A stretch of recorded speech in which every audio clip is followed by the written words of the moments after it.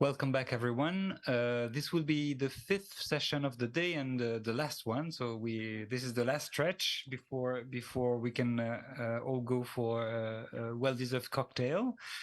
I hope everybody is still very much focused and ready for this new discussion on how to mobilize public revenue for green finance. In our previous sessions today, most speakers underlined the importance of financial and capital markets in closing the financial gap to accomplish the net zero transition. But in this session, conversely, we are going to discuss the role of public authorities in mobilizing domestic resources, domestic revenues to support the green investments. As you know, governments have a broad array of possible instruments, be it regulatory or financial, to actually stimulate green investments. Like, for instance, putting an explicit price on carbon, or by phasing out fossil fuel subsidies, which are options that have been tested in some countries around the world, but as you know, at a very high price, politically speaking, because these are measures that are not necessarily easy to sell, even though they made their contribution. But there are of course other available instruments to raise resources, notably environmentally related taxes, environmental taxation, which will be the focus of our session today. This is a subject that our partners from the OECD have explored intensively in the last years, notably the potential fiscal and financial impacts of reforming the system of environmental taxation, which is one of the studies that was carried out in partnership with the government of Moldova and Ukraine, with a view to provide support and guidance in this regard. We will hear later on during this session presentations from the OECD, but also from our partners from Moldova and Ukraine. Beside the work on environmental taxation, the OECD has also carried out some work on measuring and reforming fossil fuel subsidy schemes in the Eastern Partnership region. And finally, another study was on the analysis of on carbon pricing and its economic and fiscal and environmental impacts. I'm mentioning all these studies because they are included in the agenda, I believe. You are in the form of web links that you can click on and access. That will give you access to all these very interesting study. But let's move on to the core of our session. In this session, there will be 4 presentations, which will be followed by a short question and answers session of not more than 5 minutes, where you will be allowed to ask specific questions or clarification to our guest speakers. Before I give the floor to the first speakers, I would also like to remind them that they will have no more than 10, maybe 12 minutes for each of your presentation. And I will now start by giving the floor to Ms. Isabella Neuweg. Ms. Neuweg works for the OECD Environment Directorate, and she has been the lead for the OECD work on environmental taxation in the Eastern Partnership. Ms. Neuweg, I believe you're going to introduce your work on economic instruments for mobilizing public resources for green investments. The floor is yours. Thank you, Chair. You've already mentioned a couple of key pieces of work that the OECD has conducted in this area. I was asked to give a brief overview of OECD work on fiscal instruments for green investments, to remind ourselves what instruments are out there and give a brief overview of the work that has been done in this area. Before I do so, I want to caveat the fact that I think you're all familiar with the OECD. We're a powerhouse of producing reports and data. So the field is very vast. In fact, our former SG was known whenever he was traveling that he was followed by 2 people behind him that were carrying suitcases just full of reports. So I'm not meant to be comprehensive today. I just want to give you a bit of a flavor what we've been doing in this on fiscal instruments for green investments, and I will give a particular focus on the area of countries that are represented here today. So, as Mr. Chair has mentioned, there are different fiscal instruments out there. I have put them in 5 buckets: pricing carbon, fossil fuel subsidies, environmental tax reform, national environmental funds, and acceptability of carbon taxes. Now, on the first one, why is that important? Pricing carbon alongside complementary policies has been an effective climate policy instrument. Why is that? And my colleague here on the panel will go into that a bit more.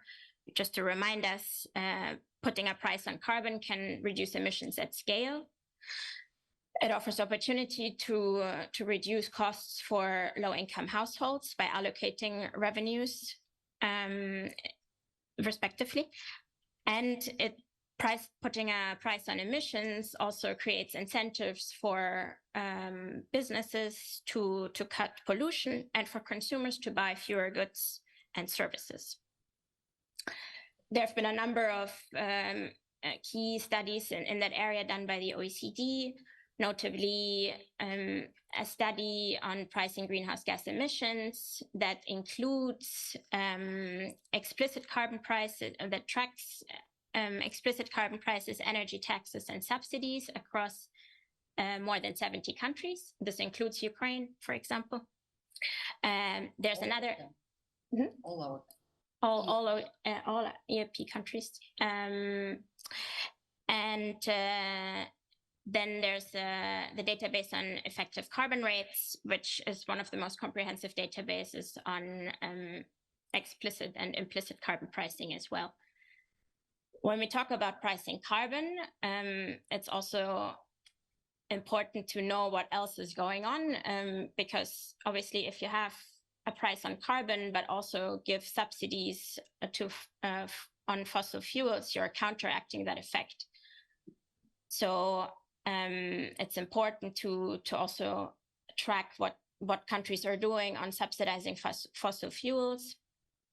And here the OECD again has compiled a really comprehensive database tracking 1,500 support measures across 50 OECD, G20 and countries, and that also includes the EU Eastern Partnership economies now.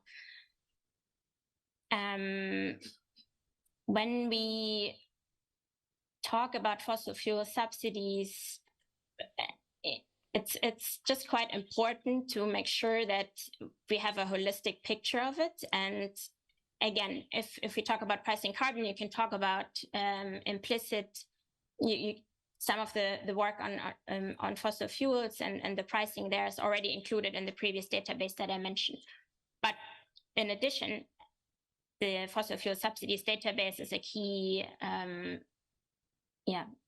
source of looking at data on fossil fuel subsidies, including in EAP countries.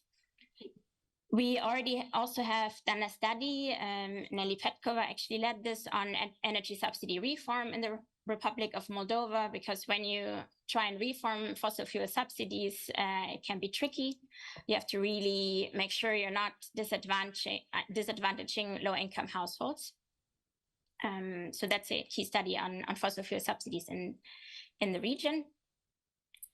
Then the OECD has done a lot of work on environmental tax reform in OECD countries, but also one in Ukraine and one in Moldova, and you'll hear more about that by the other speakers on the panel who will be joining online.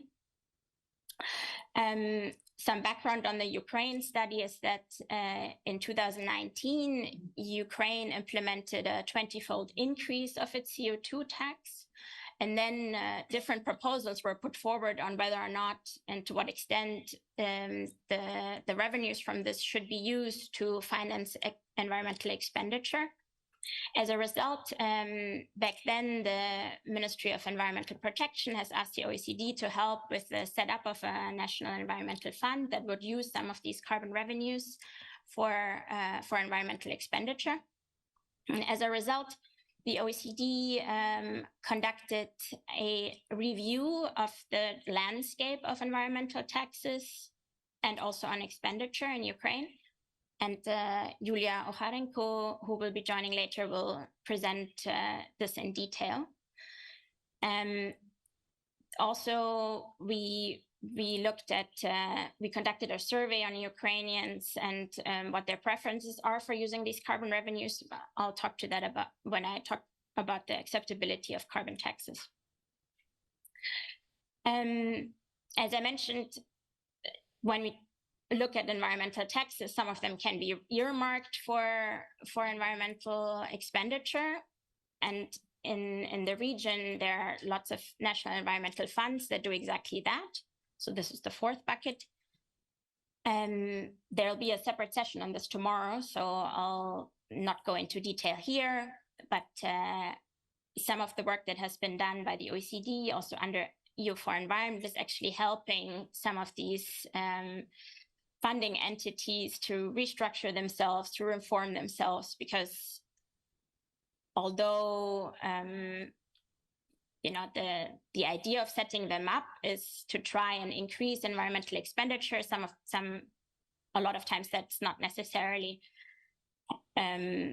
hasn't been that effective yet, and there are also issues to consider in terms of public financial management and making sure that these funds have the necessary administrative capacities, and making sure that the revenues actually go into environmental projects.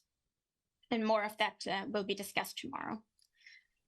We've also done an overview of the national environmental funds and the success with which they are promoting green investments. And then lastly, the acceptability of carbon taxes.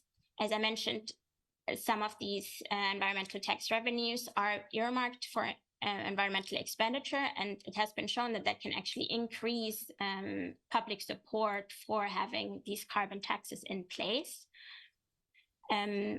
One big evidence study that has been done by the OECD to show this was conducted with the Harvard Social Economics Lab, where the OECD interviewed more than 40,000 respondents across 20 countries, including in Ukraine, on testing support for certain climate policy measures. One key finding out of that was that support for carbon revenues increase when part of this carbon revenue is being invested in green investments. It's also been shown that support increases when support is given to lower income households for when the revenue is used to compensate lower income households. And that was very interesting to see. It can give actually evidence that having a carbon tax, explaining its effect to citizens, and using some of the revenues for environmental taxation can increase support and can make it an effective policy instrument. So some of the backlash we have seen, like in the Gilets jaunes, are a prominent example of actually increasing a tax that impacts people's car use. Some of these effects can be mitigated by what I've just said. And the study on Ukrainians' preferences for using carbon revenues will be forthcoming this year. So I'll not go into much more detail, just to say that there's a number, some of the reports that I've mentioned, I've listed here again in the accompanying databases. And as I said, I hope this has given you a bit of an overview of what studies have been done out there, and the other panel members then will go into more of the substance. Thank you. Thank you so much, Mrs. Neuweg. Indeed, these are very useful reports, many reports, as you said, but very, very useful indeed.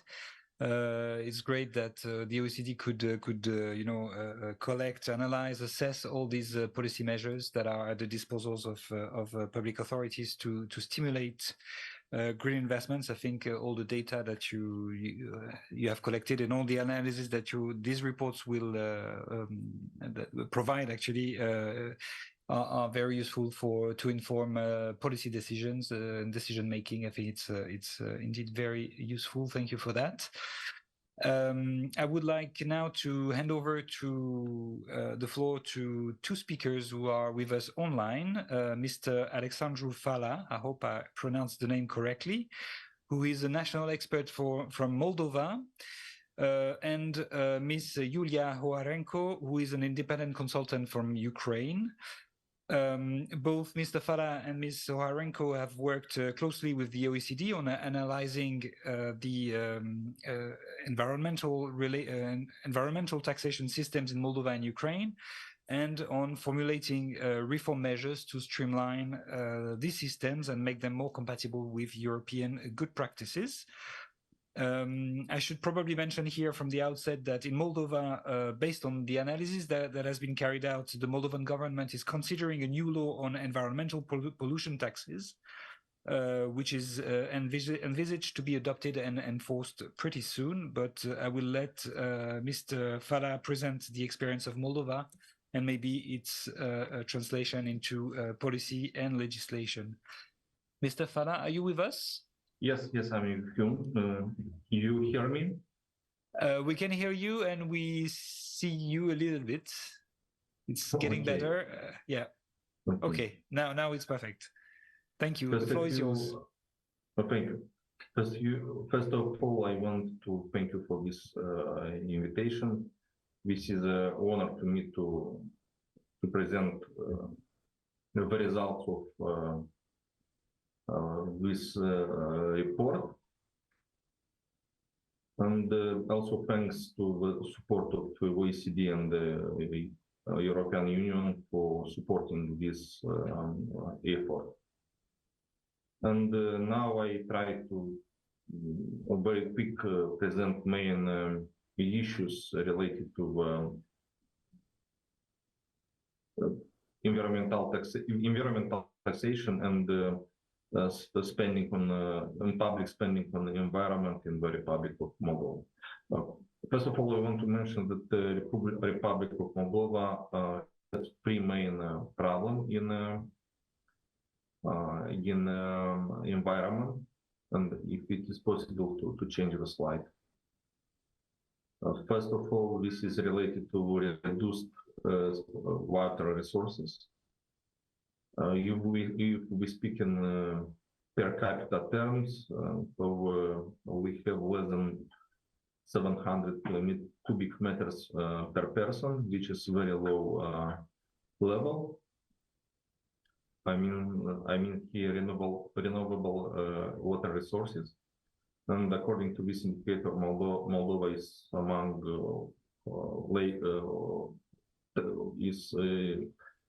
a very bad position in Europe according to this indicator. A very important problem which only amplify the scarcity of water resources is the small area covered by forest. In Moldova only less than 12% of country surface is covered by forest. And the third, also very important problem, we have very small progresses in improving our waste management. And we have been a very waste management is it's an important constraint for our economy and for our entire environment. If we speak about the vision of government, second slide, please. Next slide, please. If we speak about the vision of the government, we should mention that actual strategy will end up in, also we will end up, it's ending in this year. This strategy and whole regulation on environmental and related taxes to fiscal and budgetary tools is quite complex, but is somehow truncated vision in all documents. If we speak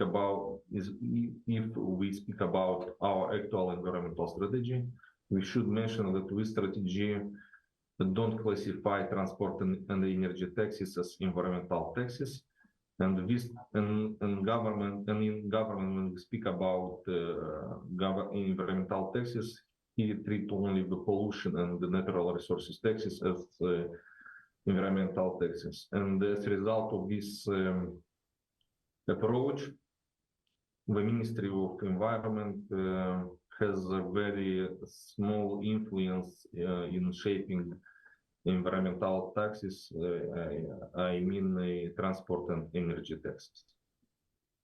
And this is one issue which should be in future somehow addressed. If we speak about revenues from environmental taxes, next slide, please. We should mention that in absolute terms, Moldova received from environmental taxes around $300 million USD, which represent a little bit more than 2% of GDP. And at this level is comparable to the EU average. Okay, it's a little bit more than European EU average. And in our country, the taxes, energy taxes represent most of our environmental taxes. And second place is represented by transport taxes, while pollution and natural resources taxes has a very low share in total revenues from environmental taxes. And if we have very good revenues from environmental taxes, on our side, on the side of expenses, we have a very bad situation. And Moldova have very low public expenditures dedicated to the environment. And on the next slide, you can see that this indicator, yes, the slide with next slide, please. And if we see it on these slides, we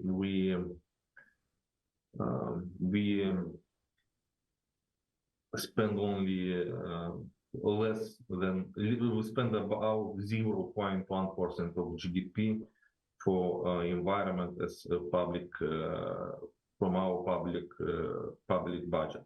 This is very low level. And this is, in fact, we should underline that in the Republic of Moldova, the environment is underfinanced. If we speak, next slide, please. If we speak about efficiency of our financial instruments like taxes and the public expenditures, we should mention that we have a very low efficiency of these taxes. And in base of some quantitative analysis, we find that we should increase significantly our environmental expenditures. We should be closer to level of 1% of GDP. And second main conclusion is that we have space for optimization of taxes, in particularly in the field of pollution taxation. We speak in particular about of each of the instruments. Please, next slide. Next slide, please. So we speak about taxation. We have several main issues. First of all, there are no strong relation between taxation and the quantity of pollutants. These problems refers to the transport taxation and to the pollution taxation. So international practice say that the best way to set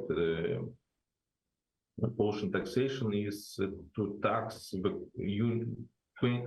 physical unit of pollutants. Unfortunately, in Moldova, transport taxation and pollution taxation don't take into consideration this approach, and many times the object of taxation is not the physical unit of pollutants. The second problem is the fact that there are no indexation mechanisms for pollution taxes, and as a result, we have a kind of indirect subsidies to the the firms which pollute the environment, because there are no increasing of taxes according to inflation. Our problem is the existence of regional differentiated taxation in case of emission from stationary sources and for taxation for discharges. And as a result, exists a possibility of kind of geographical arbitrage for companies which have not very friendly attitude to the environment. And the last but very important problem is a kind of inconsistency between different pollution taxation, between all environmental taxation regulation. We are in the process of adjusting to the European standards, and many times appears with breaks between different laws, between different governmental decisions and so on. If we speak about expenditures, next slide, the underfinancing is amplified by other deficiencies. For example, former National Ecological Fund was exposed to political influence, which is presented on the next slide. If you put to share this slide.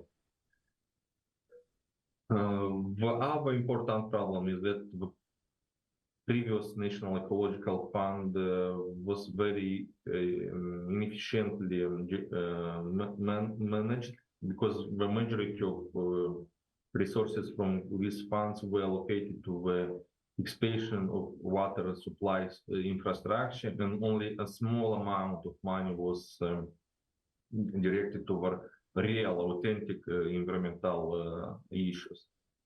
And the last and also, but very important thing we should mention is that these deficiencies, all deficiencies related to the budget, to spending of budgetary resources for environment, was somehow compensated by the financial effort of foreign donors. And we should mention that aid of foreign donors like Europe Union, OECD, World Bank is quite well targeted and solve such problem like water scarcity or waste management. And if we speak about what happened in this period, in the last 1-2 years, please show the last slide. We should mention that the Ministry of Environment is actively involved in reforming of all means framework dedicated to the implementing of environmental policies, and their activity refers to taxes, to environmental taxes, but as well to the spending sides. For example, we are now in the process of reforming of national ecological. In fact, it was transformed. National ecological funds was reforming to national environmental funds, and the new funds is less political influence, and the resources from this fund will be distributed in a more balanced way to different environmental issues. Second, we should mention that was extended the taxation of packaging, and the taxation of packaging will take into account the extended responsibility of all lands principle. And also thanks, as mentioned, Ms. Petkova at the beginning of our session, thanks to the support of OECD and EU, was drafted a new law on pollution taxation. And we expect that in the near future, this law will be adopted. Thank you for presentation, and I'm ready to answer to some clarification question or other question. Thank you very much. Thank you so much, Mr. Fala, for this presentation. It's a very interesting experience, and I think the deep look that you took into the existing tax measures and the taxations that already existed in Moldova, and the effort that you did to try, if I understood correctly, to improve the efficiency of the tax regime, but also the fairness of the taxation, the tax measures. Is indeed a very interesting experience to be shared, and of course we wish you the best of success with the new law and the reform process that you have now engaged. Thank you again. I will now turn to Ms. Yulia Hoarenko from Ukraine. Will also share with us the experience of Ukraine. I don't know, Ms. Hoarenko, are you with us? Yes, then the floor is yours. Thank you, Chair. Good afternoon, colleagues. It's a pleasure for me to join this conference, at least online, and share some of the highlights of the study. I had been working with OECD over the last couple of years, but I'd like to share my screen, and I see that host is disabled. Participant screen sharing. Can you please enable this? I think it would be more efficient for... You have been even enabled now, yes. Okay. Okay, this will stop other screen sharing. Yes, I want to continue. Okay, share. Then I go to okay, so yeah. So I think everything should work now. Yeah, so I will continue. Yeah, so a review of environmental taxation and environmental production expenditure in Ukraine is almost 100 pages report, which was prepared on the request of the Minister of Environment of Ukraine. And it's actually comprised of two parts. And you can see the structure of it on this slide. From the start of our work, we wanted to have the results of data analysis for Ukraine to be fully comparable with the EU statistics. So the first section of the report starts with the analysis of the definitions used in the EU and Ukraine and comparisons of the definitions. In the next section, we dive into the details of the institutional and legal setup of the environmental taxation system and environmental expenditure in Ukraine. And a considerable part of the report is dedicated to data analysis of the revenue from environmentally related taxes and environmental expenditure based on the budget execution reports of the Treasury of Ukraine. Then comes analysis of the deficiencies in the system of environmental taxation and environmental expenditure, which is based on the interviews with key stakeholders as well as literature review. And finally, we conclude with analysis of some options for the reform.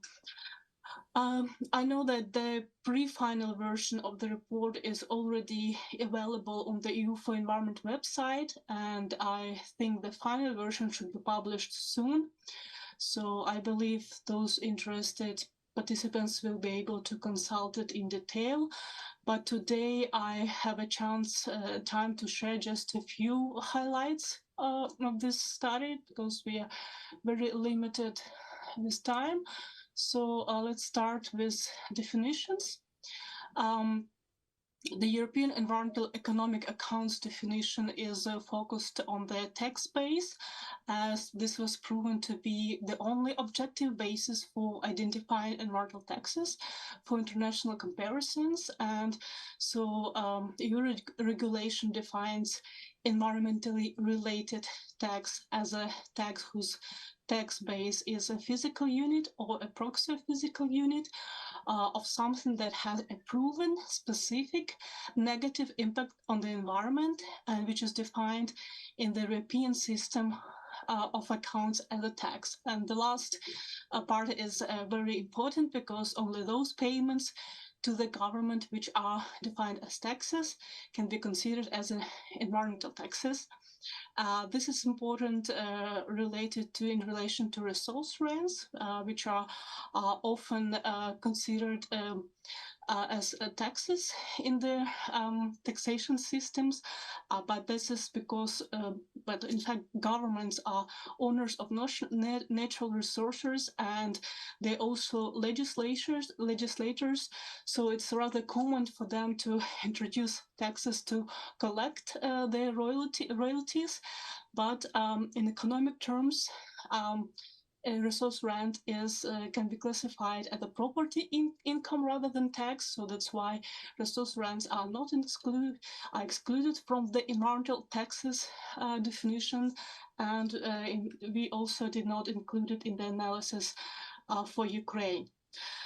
To streamline the definition, identification of environmental taxes, a list of tax bases was agreed upon by the Eurostat, European Commission, OECD, and IEA back in 1997.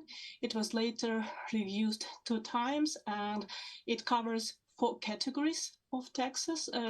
4 categories: energy, transport, pollution, and resources taxes.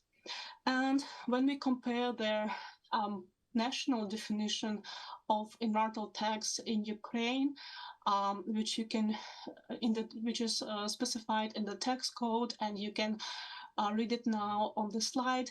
It actually covers on the pollution taxes and partly energy taxes from the wider Eurostat categories of energy-related taxes. And this table actually shows the comparison of what taxes are in Ukraine are comparable to wide environmental-related taxes categories of the Eurostat. So in the energy category in Ukraine, we have excise tax on the electricity, excise tax on fuel produced in Ukraine and imported, and we also have a CO2 tax. In the transport category, we have excise tax on vehicles produced in Ukraine and imported, and Treasury also reports as aggregated category duty on petroleum products, vehicles, and tires for them imported by business or citizens. And in the pollution category, Ukraine has 4 groups of tax bases. Those are emissions into air, discharges into water, disposal of waste, and also generation and storage of the radioactive waste. And as I already explained, resource rents, which are in Ukraine considered to be as tax in the tax code, are de facto property income, so we did not include them in the analysis. This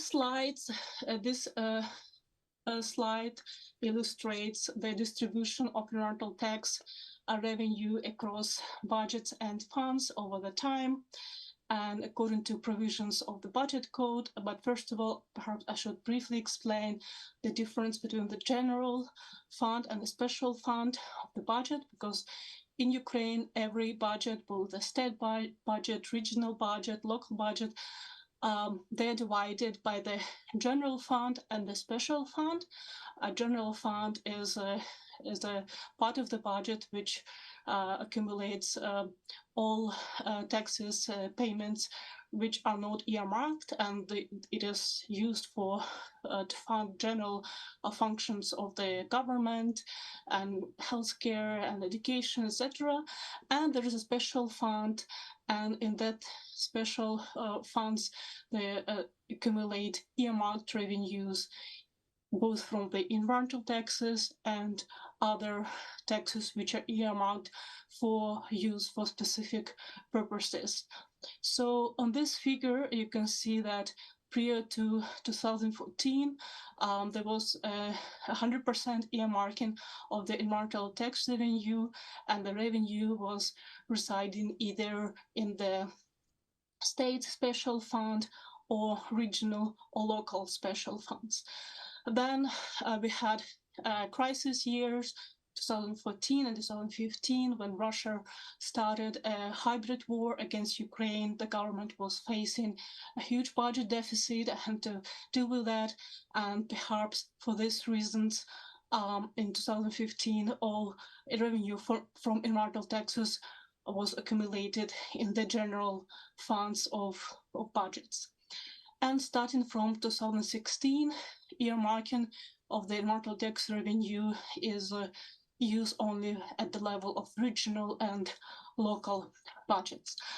But I just want to mention that this slide shows the provisions of the budget code, but there are also cases when budget law overruled these provisions, and there were some exceptions implemented with different allocation of their shares of environmental tax revenue across budgets. Okay, and several slides with key results of the data analysis. So here you can see a figure with environmental tax revenue in the state budget of the period from 2010. And so that's according to the national definition of Ukraine of environmental tax. So those are pollution taxes and CO2 tax. And here you can see that it largely depends on their general economic situation in the country. So in the crisis years, when we had economic downturn, there's also a fall in environmental tax revenue. But overall, it exceeded 1% of the total state budget revenue just for 1 year, for 2014. But in recent years, it just 0.3, 0.5%, 0.4%. And for 2019 and for 2020, you can see there's a notable increase in environmental tax revenue, and this is was largely due to increase of carbon tax rate by 24 times, as Isabella already mentioned. So, but when we apply to data analysis a much wider definition of the European environmental economic accounts approach and consider also energy and transport taxes under a wider umbrella of environmentally related taxes, then you see a completely different picture. So first, you can notice that the revenue is not dependent on the economic downturns. So the revenue from the excise taxes and duties continually increasing. That's perhaps because the government was revising it more regularly and increasing it more largely than the environmental, than pollution taxes.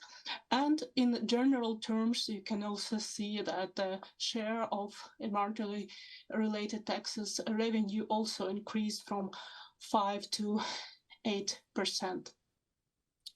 And a few slides comparing the revenue from environmental-related taxes in Ukraine and in EU countries. So you can see that generally Germany, Italy, and France accumulate the largest revenue from environmental-related taxes, while in Ukraine in 2020 had about 3 billion euros. And that amount of revenue was comparable actually to Hungary.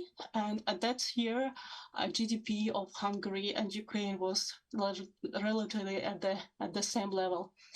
And when it comes to relative terms, the share of total revenues from taxes and social contributions, so the share of environmental-related taxes in the total revenues from taxes and social contributions, this indicator for Ukraine is 5%, which is similar to a range of other countries. And this slide shows the revenue of environmental-related tax as a share of GDP in the EU countries and Ukraine. And in this case, you can see the situation in Ukraine is also comparable to other European countries. In Ukraine, the total revenue from environmental-related taxes accounted for just about 2% of GDP in 2020, which was the same as for Austria. And the share of pollution resource taxes of GDP was lower than 1% in all countries, actually. The highest indicators were observed for Netherlands and Iceland, but in Ukraine, this indicator was just 0.1% of GDP, and which is similar to Latvia, Slovenia, and France.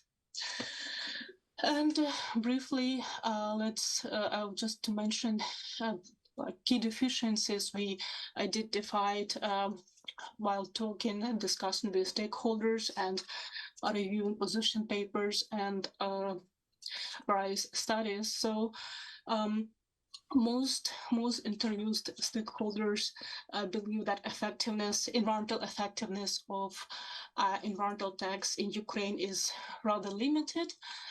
Business representatives even noted that market conditions and international requirements like CBAM announcement were the main drivers for ecological modernization of enterprises in Ukraine rather than domestic taxes.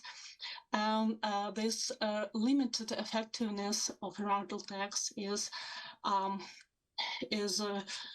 explained largely by effective administration and potentially low rate, as some interviewed stakeholders believe.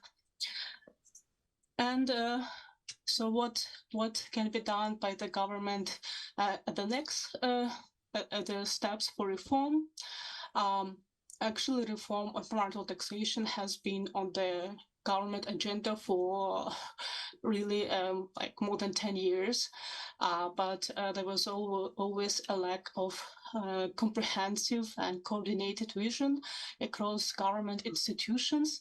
But I know that Ministry of Environment is working now with the Ministry of Finance to develop such a joint vision of the reform. So hopefully we should have it finally developed and agreed across government structures. It's important to mention that in the cornerstone of the environmental taxation reform should be improvement of administrative procedures, and particularly also to build cooperation and information exchange between the tax authorities and the state environmental inspection. Environmental effectiveness of the tax administration is also very closely linked to environmental monitoring and control system, because if it is difficult to monitor emissions, then obviously it is also difficult to control whether all tax liabilities are paid. It is also important for Ukraine to consider reform of the tax base for environmental tax, because it's largely inherited from the Soviet legislation, and it's too wide to administer effectively. And if the increase of taxes will be considered, it's important to do it gradually and predictably, because business needs at least 5 years to adapt, to estimate whether what modernization they should go over there. It would be more effective for them to close the business.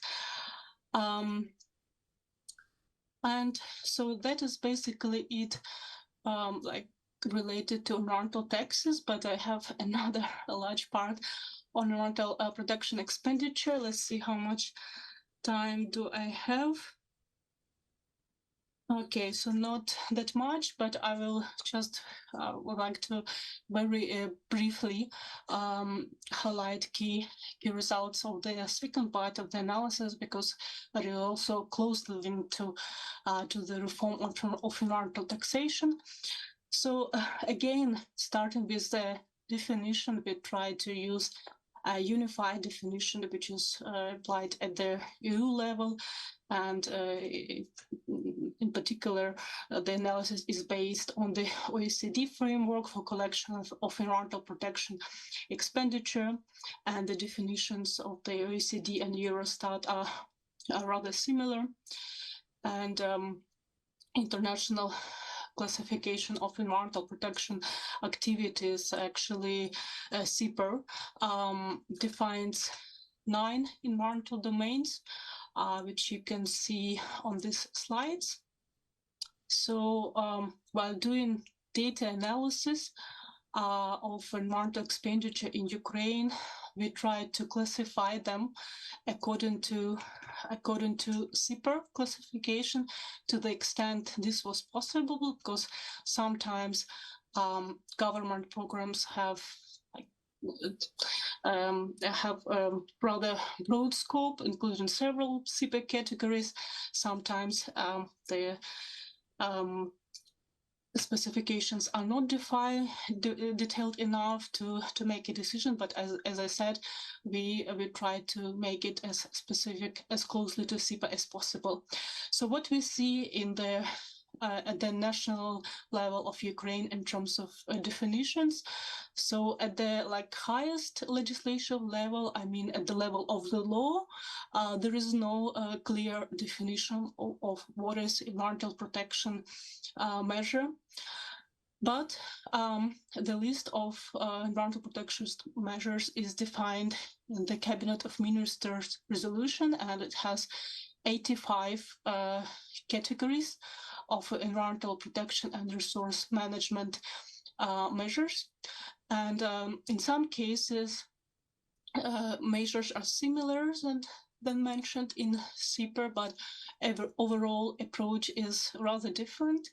In the Cabinet of Ministers resolution, there is an attempt to list technologies, rather than in the CIPER, the approach to aims to classify approaches for tackling environmental pollution rather than technologies, because technologies often change, and the classification would need to be adopted too often.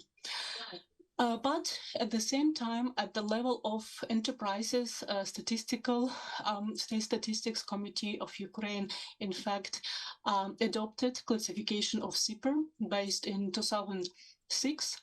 So enterprises in Ukraine report on their spending on environmental protection measures fully in line with CIPER, but government spending is not yet in line. So that's the interesting finding, I think. So on this slide, you can see this figure illustrates state budget expenditure on environmental protection measures classified according to CIPER. And over the examined period, you can see that the budget outlays environmental protection measures gradually increased, except for the crisis years, when there is always a noticeable drop.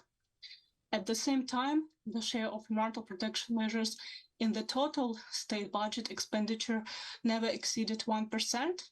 Okay, there's one case, 1 year, 2013, when it was exceeded, but there's also an explanation for that. In recent years, state budget outlays on environmental protection measures have not exceeded 0.5% even. So this is a snapshot of the data analysis of the environmental protection measures expenditure in the state budget. And if we look in the consolidated budget, then for consolidated budget, there's only a functional classification of spending is available, unlike for the state budget when there's a detailed program classification, and we were able to do an analysis as closely to CPA classification as possible.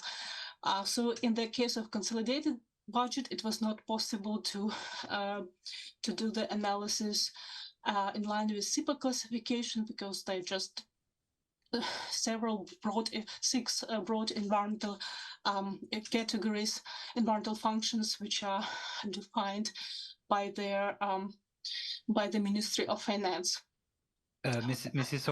Orenko, can I ask you to slowly wrap up so Yes, we can yes. can move Sure. to the questions? I'm actually approaching to the end of my presentation. So a few words about the deficiencies. So when it comes to deficiencies, environmental protection expenditure, most stakeholders agree that the effectiveness of budget funding for environmental protection measures is rather low. This is because of imperfect procedures for funds allocation, limited institutional capacities for managing environmental funds, also weak monitoring and assessment system, and also there's quite often a mismatch between the policy ambitions and the budget funding. And so in the report, we look at those deficiencies in detail. So what can be done to improve the situation in the short term, in 1 or 2 years? It's possible to implement on a range of institutional and legislative changes to improve efficiency and effectiveness of funding, and you can see those steps mentioned on the slide.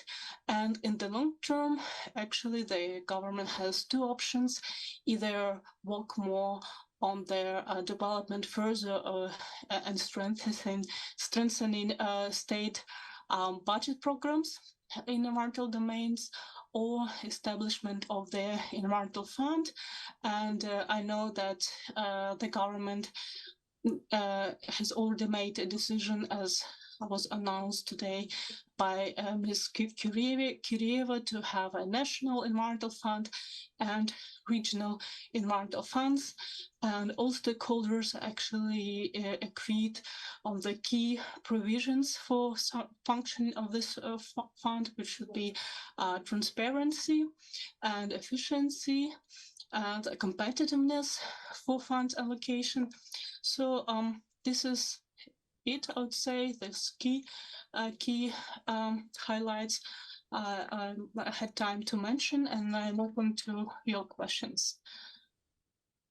Ms. Horenko, thank you so much for this presentation. Very, very comprehensive. Thank you for sharing this experience of looking deep into the effectiveness, into the efficiency, the fairness of the environmental taxation measures in Ukraine, but also sharing your experience in looking into environmental expenditure. I think we all gather from your presentation that this has been a very, very useful exercise to inform policy making and to improve environmental policies in Ukraine. I hope this is an inspiration for our participants here in the room and online. I would like to open the floor to our participants. I don't know if anybody has any questions to Mr. Fala or Ms. Hoarenko. Colleagues, the floor is open. Yes, please. Thank you.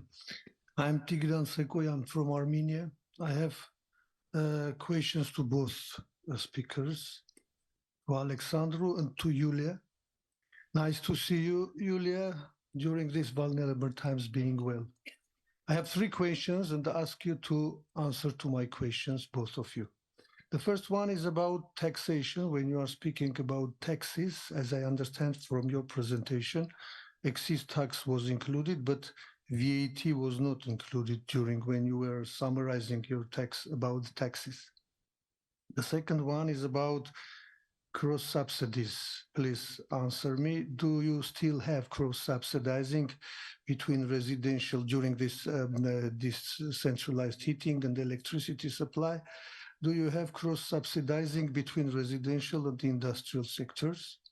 And the third question is about carbon taxation. Does this already fully enforce in your countries? Thank you very much. Thank you very much for the questions. Maybe I can keep the floor open for more questions. Anybody? No, then Mr. Fala, Ms. Oharenko, please, if you would like to answer the 3 questions that the gentleman just asked, the floor is yours. Okay, I don't know who should start, but I'm ready to start. So first of all, Tigran, it is also a pleasure to meet you, at least online. I had a nice experience working with Tigran and Nelly on fossil fuel subsidies inventory quite a few years ago, but those cooperations you will always remember, I would say. So thank you for all your questions. I can't actually see you. Okay, but I would imagine. So coming back to your questions, yes, indeed, excise taxes are considered to be in a group of environmentally related taxes, but VAT is not, because in the case of excise taxes, you can clearly identify environmentally harmful activities, like burning fossil fuels, for example, or using vehicles, conventional vehicles. In the case of VAT, it's I understand what you. I can assume what you meant, that there are some potentially harmful activities covered under VAT, but it is not covered because I assume it would be difficult to distinguish those sectors and activities which are environmentally harmful. I guess that your questions related to this. And coming back to cross subsidies, so yes, indeed, we still have cross subsidies in the electricity sector of Ukraine when commercial producers are paying higher electricity tariffs and residential consumers are paying lower tariffs, to kind of protect households from high electricity tariffs, and this is a problem. The government is aware of this. There were many plans to reform this. The government increased tariffs for electricity for households even during the wartime, and I hope in the coming years this policy will be finally abolished. And the final question about carbon taxes. Yes, in Ukraine we do have a carbon tax, which is now 30 hryvnias per ton of CO2. It is about $80, and it's a little bit lower now because of the currency depreciation. And Ukraine also has plans and obligations to establish of their emissions trading scheme. So there should be a country-wide carbon price. Yeah, so that is it. I briefly answered to your questions. Thank you so much. if we speak about Republic of Moldova, in our report we also analyze. Also, our analysis don't take into consideration of value-added taxes because this is we take into consideration the methodology of European Union, and according to this methodology, VAT is not part of environmental taxes, and Ms. Soharenko somehow explained why Eurostat don't treat VAT as environmental taxes because VAT is a board tax which is applied to all goods and services, and it's quite difficult to limit ways of how is connected VAT with environmental taxes, and how VAT is connected with pollution, with damage of environment, while in case of environmental taxes, this is very easy to do because in case of the environmental taxes, we know very well which is the product or which is the substances or which is the activity which pollute or which damage the environment. If we say about the energy taxes, this is the excises on fuels, excises on electricity. If we speak about transport taxes, this is also excises on cars, and in case of pollution and natural resources taxes, is also very clear relation between taxation and the damage to the environment. But second, about the process of subsidizing. Yes, in Republic of Moldova there are subsidizing in transport and in the energy. And if we speak about implementation of carbon taxation in Moldova, we only in the kind of embryonic stage in implementing this approach. Thank you. Thank you, Mr. Fala. I think I have another question for you and Mrs. Hoarenko from Nelly, sitting next to me. Yes, hello, Julia. Hello, Alexandru. Good to see you after a while. I think I just wanted to ask a question which, for example, in Moldova is not so much for Alexandru, but for colleagues from the government, given that you've been working on the development and the preparation of the new law on environmental pollution taxation. I was wondering to what extent, and I know that it's the Ministry of Environment that is really working on this draft. I just was wondering to what extent the Ministry of Environment and the Ministry of Finance, who are a real key player in this legislative process, how they have been working on this draft law, and whether the Ministry of Finance has, or the Ministry of Environment has the support of the Ministry of Finance. I think we've had some sort of discussion around these issues before, but I think it would be interesting for colleagues also from other countries to hear the response of the other representatives of the government.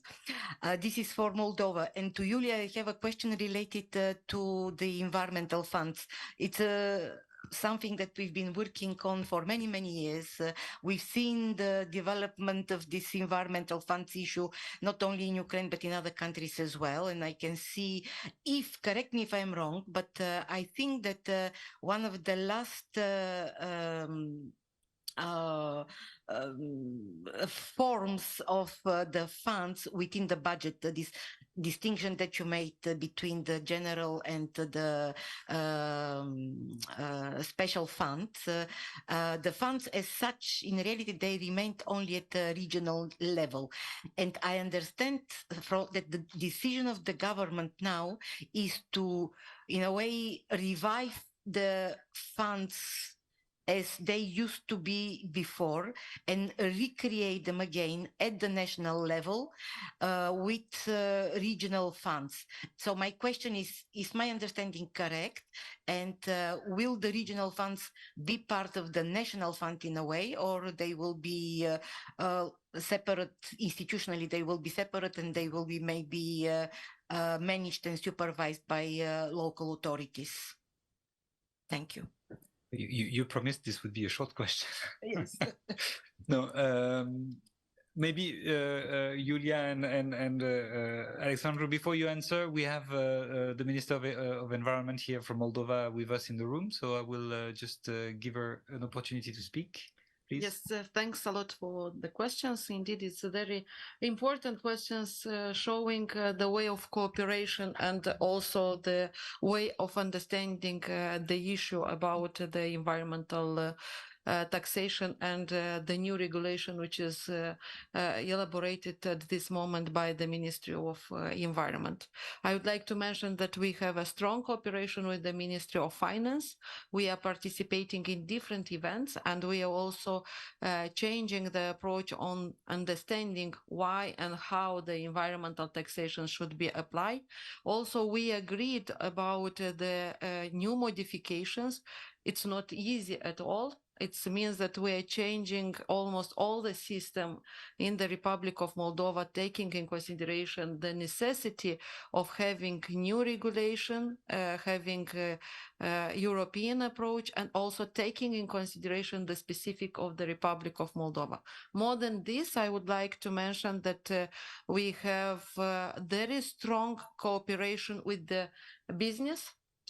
And we are organizing a lot of meetings discussing practical aspects of the environmental taxations to avoid any duplications and also to increase the level of understanding why such kind of payments of taxes should be applied. Also, I would like to mention that we already passed the part of this exam because in March 2023, we already made this exercise for making a short modification in the current law to avoiding double taxation. It was not easy, but we succeed, and all the stakeholders recognize the cooperation and the open dialogue from the Ministry of Environment and Ministry of Finance. And even today, my colleagues from the Ministry of Environment had the meeting with the experts from environmental experts from the left bank of the Dniester River, and the same approach we are planning to use on the left bank of the Dniester River. So we are working quite hard in these perspectives. Thank you. Thank you very much, Minister. Alexandru or Julia, I don't know if you want to respond to the questions from Nelly. Please, I can only give you 2 minutes. Sorry to be strict, but we are running out of time. Miss Minister answer instead of me. I have nothing to add. Sure. Julia? Yeah, okay. Thank you, Nelly, for a good question.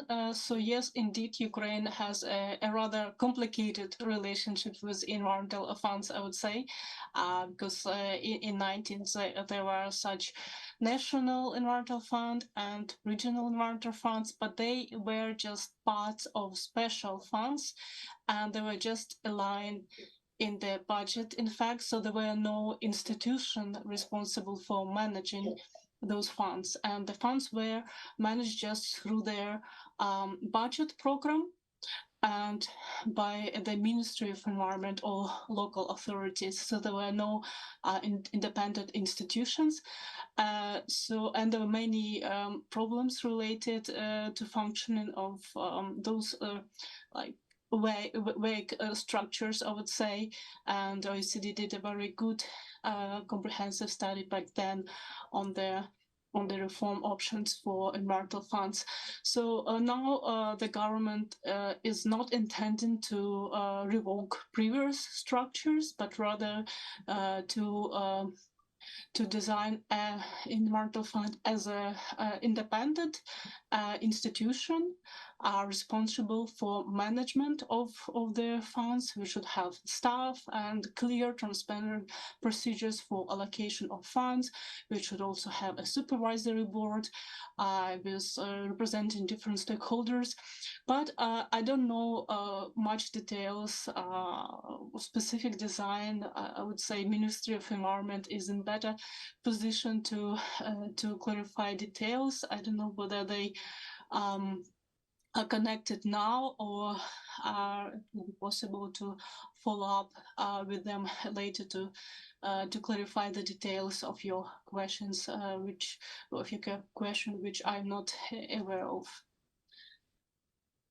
Thank you very much, Julia.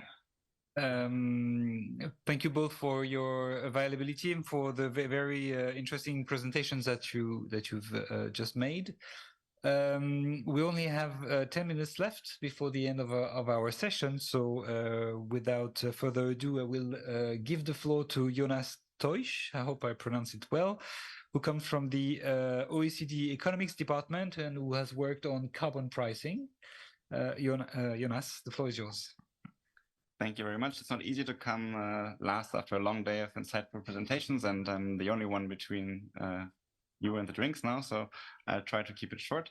You gave me two tasks today. One was to talk a bit about OECD countries' experience with carbon pricing, I think essentially so that you don't have to read all the reports Isabella put on her slides. And then also to share some reflections on its relevance for countries in the Eastern Partnership and the Central Asia. Maybe just take a quick step back. What's special about carbon pricing? And then how does carbon pricing actually look like in the world?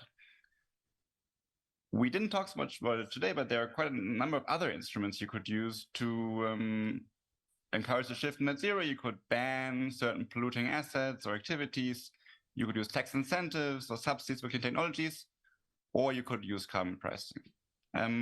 Like these other instruments, carbon pricing strengthens the incentives to reduce emissions for houses and businesses. What's special is that carbon pricing is more flexible, than many other instruments, such as bans, for instance, because it leaves households and firms a wide range of choices to cut emissions. And that can help to contain the transition costs. Nice thing is that governments don't need to know when and how and where to cut emissions and can leave that to firms and households who typically will know better. Of course, we're here in the session on mobilizing public finance, and one thing that's also special about carbon pricing is that it raises revenues. Many of the other instruments either cost revenues or revenue neutral. Carbon pricing raises revenues, and that can then be used to further accelerate the green transition, to use it to deal with social and political priorities, to speed up clean technology investments, etc. Very importantly, of course, can also be used to fund social programs to deal with some of the side effects. On the one hand, I could stop here because we're talking about mobilizing public finance, but of course, there's also a key issue that you actually raise private finance, and that's very helpful because the more private finance you raise, and there's a lot of need for investment, the less you need to spend public money. That's another thing. So how does it look like in practice? The first countries to start using carbon pricing were the Nordic countries in the early 1990s, using carbon taxes. And then later in 2005, the EU pioneered the use of emissions trading. With the two instruments, both can work well. I'm not going to go into detail now, but feel free to talk to me afterwards if you want to know a bit more about the details. Then, as Isabella mentioned, there are other instruments that are not put in place with climate considerations in mind, but they can be economically similar. We heard about that, fuel taxes on the sort of positive side, they also provide incentives to reduce fuel use. And on the negative side, fossil fuel subsidies that sort of can act as negative carbon prices. Now, one of the reports that you may or may not wish to read in full is this report on pricing greenhouse gas emissions. And one thing that we found there was that if you just look at carbon taxes and emissions trading systems, roughly a quarter of emissions are covered by these instruments. And then if you add on fuel taxes and net out subsidies, you end up with roughly 40% of emissions that are covered. So there's quite a lot of emissions, roughly 60% left, that are currently not priced. So what that shows you is that there's quite a range of different approaches across countries, and that also reflects different climate policy mitigation strategies. In the European Union, there's a strong emphasis on carbon pricing. There's a very strong focus on this. In other parts of the world, less so. In the US, for instance, you only have it at the subnational level. There's no explicit carbon pricing at the federal level. We've seen more and more carbon pricing schemes around the world. They also exist now in Singapore, in South Africa, and Chile. So it's really taken up. And we heard earlier that also Ukraine put in place a carbon pricing scheme. Mindful of time, I'll maybe focus a bit on the barriers. What has held back carbon pricing to date? I mentioned 60% of emissions aren't priced at all. Discussions I've had was really key to get both industry and houses on board is to ensure that there are actually cleaner alternatives. If you can't point people to what they can switch to, it's very difficult. It's a very difficult sell to sell. You should just consume less. So if you can say, okay, you have to switch maybe to an electric vehicle or to using a train, and that actually exists, that's very helpful. So what can really help with carbon price reform is to actually also invest in things like electrification, in things like public transport, to really make sure that you also lower the cost of complying with carbon pricing schemes. Now, I think I have 2 minutes left. Let me come to the Eastern Partnership countries and Central Asia. I want to highlight there is a strong domestic case for carbon pricing, revenue raising, that's clear. If you look at estimates, we have some of the reports, often even at lower rates, you can raise 1% of GDP in worth of revenues or more if you increase them further. You can also avoid stranded assets. If you make a long-term commitment to increasing carbon price, it doesn't have to be so high today, but it should be predictable and it's going up in the future. Then investors will invest in assets that are better aligned with the transition, so you avoid ending up with investments in things that you don't need anymore eventually. They're also abstracting from climate change co-benefits. Burning fossil fuels brings local pollution, so you end up also with local co-benefits. The thing I want to conclude on is the international dimension. There's one initiative, I think Julia mentioned it briefly, is the EU's carbon border adjustment measure. Precisely because of concerns about carbon leakage, the EU has a new scheme that will come into effect. The traditional phase will actually launch next month, and it goes into full effect in 2026. And it aims to charge for the difference between the EU carbon price and carbon prices in exporting countries. That's a very relevant tool. If a country wants to avoid that, it could already price the emissions at home, then collect the revenues itself, so they don't end up going to the European Union. Beyond this CBAM, increasingly firms around the world, they are required to disclose their carbon emissions. And there's an often forgotten benefit about carbon pricing is that you have the infrastructure in place. Firms need to comply with the carbon pricing scheme, so they already collect then data on their emissions. And with that information, they can then actually provide that to, for instance, multinational companies who require this information. So I think it's 5:30. I wanted to talk a bit more about several things, but maybe just to conclude with perfect is the energy of the good. It's useful to start pricing, and very encouraging to see, for instance, that Ukraine already has a scheme, even at low rates, because it takes a while to get the scheme right. And even at low rates, you start collecting data. That's very helpful. Thank you. Mr. Teusch, thank you very much for being so time efficient. Thank you also for presenting us your work on carbon pricing. I will open the floor for a few questions if the participants would like to come in. Yes, please. Hello, Rustam, Union of Banks of Kyrgyz Republic. My first question to Ms. Isabella Neuweg. I hope you remember me. We contacted several times using the household salary on assessing and using green finance in Kyrgyz Republic. And to promote sustainable finance, the study identified one of the main steps is the capacity building and financial literacy increasing. So therefore, raising of the employees of the banks and microfinance companies. So therefore, we are going to launch Sustainable Finance Academy by the end of this year with the support of the ESG program of IFC and UNEP-FI.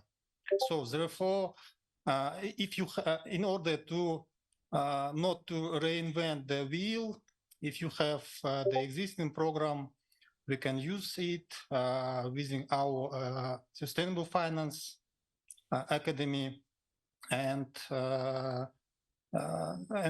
are going and we are open to cooperate.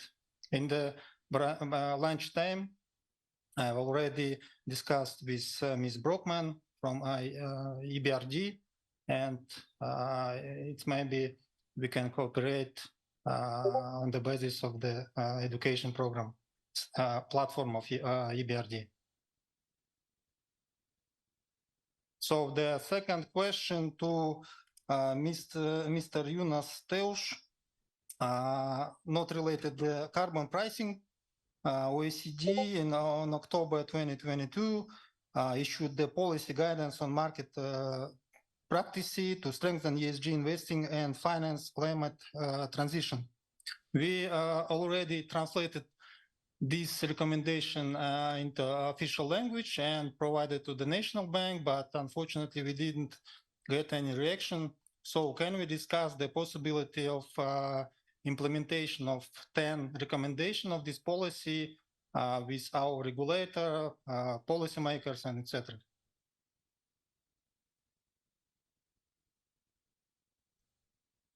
I asked because you are representative of a policy studies branch of OECD. No, thank you very much for the question. And that's colleagues of mine who do this. So I'm not personally involved, but I'm happy to put you in touch. Maybe we can exchange business cards afterwards. Okay.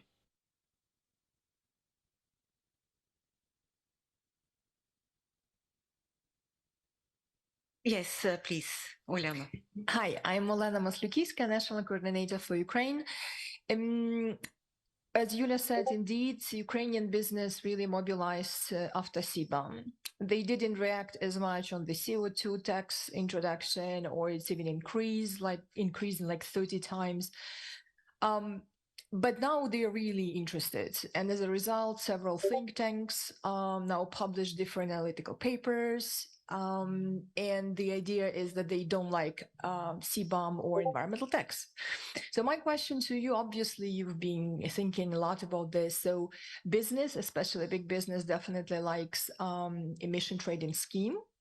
And what they are now proposing is that, we just leave them alone if they participate in the emission trading scheme. And it makes sense because we want to avoid double burden on business. But what would be your take if the country, what would be your advice if the country has emission trading scheme? And then what would you recommend for the government to do in terms of environmental tax to avoid overlap and promote, of course, green transformation? Thank you. No, it's an excellent question. So in principle, from a climate perspective, both can work. I mentioned only briefly before, so well, as you will know, in ETS, typically it's a cap and trade system. So you put a cap in place for the sector or for the country, and then the market finds the price. And the carbon tax works a bit differently. You fix the price, and then you don't know a priori how many emission reductions you will get. And then you may or may not need to adjust the rate. What we often see in practice is that countries use a bit of a mix of schemes.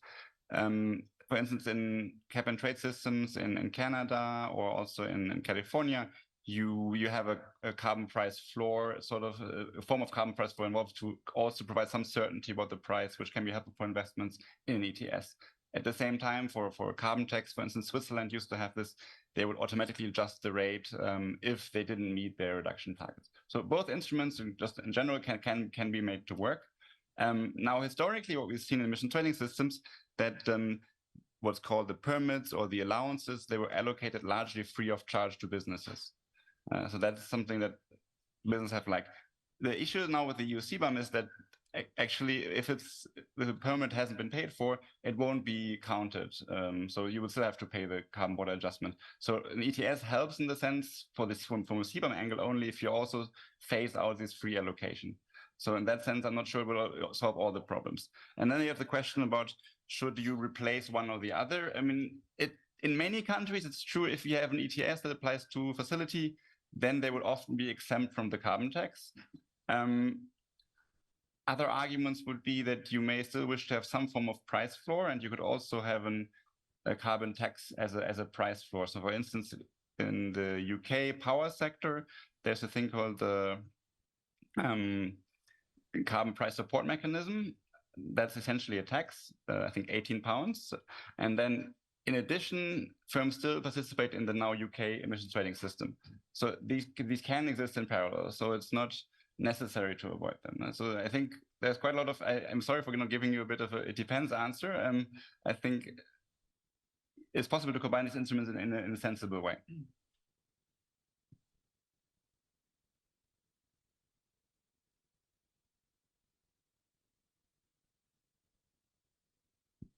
Thank you, Jonas. Any other questions? I'm sorry I have to step in, but my colleague had to go to deal with some family business. There is a teachers' parents meeting tonight, and he's attending it, so I'll have to take care, and we finish together. Any other questions, comments? No, okay. I think we have exhausted the day and the discussion, and I think we heard a lot of interesting issues, including the facts and the examples from Ukraine and Moldova. They show that there is still a lot of work to be done in terms of improving the environmental taxation system in these two countries, but I'm sure that we will have similar issues in many other countries in both the EAP and in Central Asia. And I think one way to look at this is to bring the environmental taxation systems in our countries close to the European Union system, and harmonizing it with them will be already good, also taking into account that sooner or later already our countries are trading with the European Union, and if there is a border tax, then this improved taxation will also help in this direction, I think. On the other hand, including some taxes which are now not considered as environmental taxes, like energy or transport taxes in both Ukraine and Moldova, shows that there is scope to increase the, to bring these taxes under the umbrella of environmental taxation, increase the revenues that may potentially go for environmental investments if allocated to such investments. And most importantly, this type of taxes compared to the traditional pollution charges and environmental pollution taxes, they can bring a lot more, I think, stability, as we heard, and predictability. And this is important when countries decide how to manage the revenue from such taxes. I think still, and this is my last point, the most important issue in making decisions in terms of environmental taxation is how to spend the the revenue. I think this is equally important, and we've seen that whenever one institution starts getting money, there are many others that may get interested in these revenue flows, and there should be obviously a lot of discussion within the government and joint decisions on how the money can be further spent and allocated.